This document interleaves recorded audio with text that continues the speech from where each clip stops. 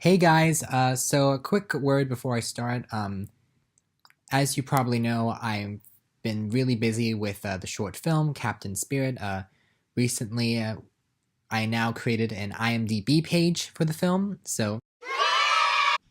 Uh, but also, I'm hard at work on the shot list and other aspects of pre-production, which means that trying to do that and also this at the same time, the Oscar predictions, is legit tough. And I also am working in like moments of me relaxing and doing lighter things so I don't feel too overworked. But it's not the lightest schedule in the world. And especially considering some of the stuff I've done this past year where it's just been nothing but relaxing, and now there is legitimate work on top of it. So, one unfortunate side effect of that is I don't get a lot of time to actually sit down and watch a lot of these Oscar movies. So, a lot of these movies I haven't seen, even though I could see them. And it's a shame about that, but one thing I'm planning, I'm going to do Best Director tomorrow. I'm doing Best Cinematography today, but at some point, either tonight or tomorrow, I'm going to sit down and watch the movie Cold War. So I'm going to see that and judge it before I talk about Best Director tonight, but I won't. But just know I haven't seen it now. With that in mind, Best Cinematography. A few movies were snubbed in this category. If Beale Street Could Talk, Black Panther, First Man, one could argue Hereditary. Or in terms of animated cinematography, Spider-Man Into the Spider-Verse was some of the best animated cinematography I've ever seen, and it had some really incredible images in it. But moving past that for a moment, let's talk about the nominees that we do have for Best Cinematography, starting with fifth most likely to win is Never Look Away. So, I wish I had seen this. I wish I knew anything about what it's about. This movie came absolutely out of nowhere on nominations morning. It's a foreign language film that's also nominated in that category. But, I mean, it's one of 3 foreign language films nominated here, which in itself is unbelievable. I will say, though, it got... Who's the cinematographer? It's Caleb Deschanel. He's been nominated a bunch of times, most recently for The Passion of the Christ. He's a pretty well-liked cinematographer in the branch, so knowing that the nomination is a bit less surprising. You could also make the joke that the movie's called Never Look Away, so people in the cinematographer's branch were like, oh, alright. Does this have a chance to win? No. I can tell you that without even seeing the movie. And the fact that I haven't seen the movie and don't really want to should tell you why this isn't winning, because a lot of people have that same mindset. Good on it for getting nominated, but this one, no. They just wanted to give Caleb Deschanel a nomination because they like him, and the movie was nominated. I don't know how this happened. I guess they just really didn't want to nominate Rachel Morrison again for Black Panther. But yeah, I just really don't see this win happening. Fourth most likely to win is A Star Is Born. So, do you remember the time when this movie was supposed to win, like, everything? It was supposed to be, like, the big Oscar juggernaut of the year, and now it's really not that anymore. The cinematography is done by Matthew Libatique, who I believe is on his second nomination, and it looks really good from a cinematography standpoint. I like the fact that director Bradley Cooper deliberately wanted his character framed in unflattering lights, which I think a lot of directors and stars of the movie, if you're directing yourself in a movie, usually you want to make yourself look good. But he really made it real and grounded and unflattering. But I'm just praising Bradley Cooper now, not praising the actual cinematography of the film. But Bradley Cooper wasn't nominated. Yeah, I just don't see how anyone walks away from this film thinking, oh, you know what the best part of that movie was? The cinematography. It's well done, but it doesn't call attention to itself in the same way that some of these other nominees do. And seeing how this movie is likely not going to win a whole bunch of awards, Like, it's probably going to take song and maybe one or two other things, but it's not the Oscar juggernaut it was once poised to be. So for that reason, I can't imagine this movie winning. Okay, third most likely to win is Cold War. Now, I'm gonna see this movie soon, as I just said.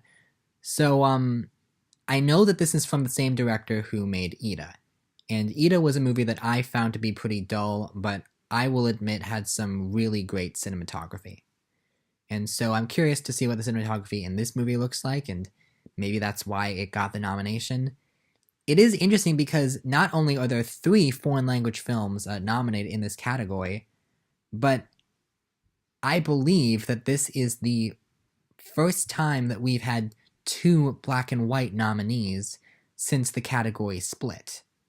And by split, I mean it used to be back when there was a bunch of black and white movies and color was just coming in. They had a bunch of split categories for best costume design, production design, cinematography in color and in black and white. And eventually, black and white sort of faded off into obscurity and color became more prominent. Which is it's a whole other conversation in and of itself, because it used to be that black and white were for serious movies, and if you're doing something in color, then you were trying to be artsy. And now, the only times you ever see a black and white movie, it's an artistic decision. But getting off topic, I have not seen this movie, so I can't say for sure if the cinematography in this deserves to win. But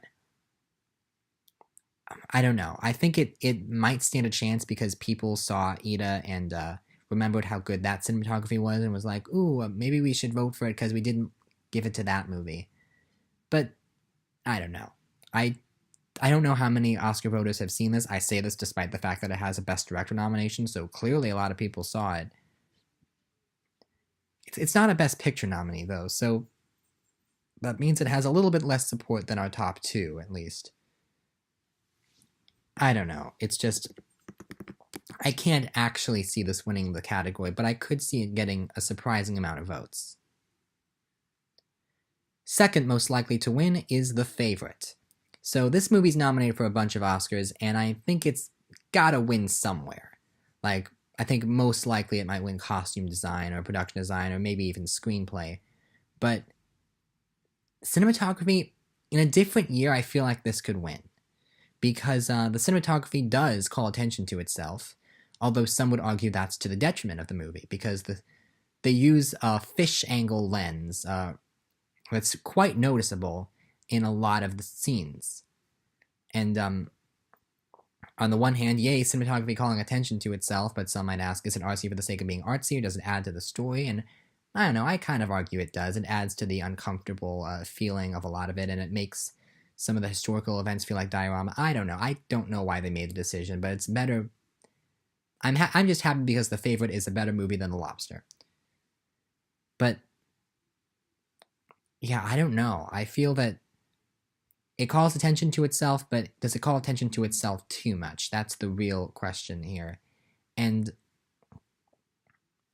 I almost can see a world where this wins because it's a big Oscar movie and they want to give it something, but no, there's another big Oscar movie that they're going to want to give something to.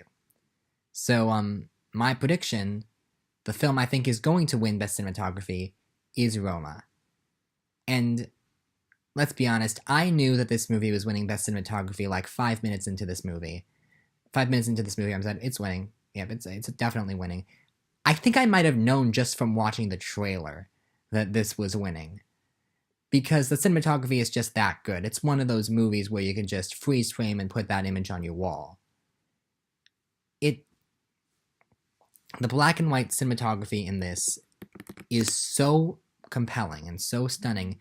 And from what I understand, Alfonso Cuarón, who knew perfectly well that the movie was going to be shot in black and white, he would change little things, like little details in the background or little costume changes to make sure that the contrast was key. Because black and white images can be very effective because of their contrast, and he knew he wanted to get the contrast just right between what parts of the screen are light, what parts of the screen are dark. I don't know a whole lot about black and white photography, but clearly Alfonso Cuarón does, and he had this very strong vision for the film. And I just feel like it has to win. I feel like you can't walk away from Roma and feel like it wasn't the best shot movie of the year, unless you wanted to count Spider-Verse. But in terms of what they actually did with the physical camera, and the long takes in this movie are so well done. It's not like Children of Men, where it's like, whoa, how did they do that? That's such an intricate camera move. Or even like Birdman, where obviously a lot of it was fake, but you know that they did, like, they moved the camera around a lot. The long takes in this feel almost play-like, and the fact that it just refuses to cut really lets a lot of what's happening on the screen sink in. The scene in the hospital, which is done in one take and is so brutal and so, in a movie that where a lot of the action is really, really slow, having that incredibly powerful dramatic scene all take place in one shot with the camera never even moving was just stunning to behold. And Alfonso Cuarón deserves a freaking medal for that, and he's going to get one in form of the Best Cinematography Oscar. I am fairly confident that he's going to win, and if you don't believe he's going to win, then just watch the movie. I can't really make an argument for any of these other movies, even though I haven't seen two of them. I feel that sometimes a winner is just undeniable by sheer quality and sheer merit, and it doesn't happen often, but when it does, then you go, yep, that's what the Academy Awards are for. They're for recognizing an achievement like that. So Roma is going to win Best Cinematography, case closed. All right, so that's my prediction. Tune in tomorrow where I'll be talking about the award for Best Director. See you later. Bye.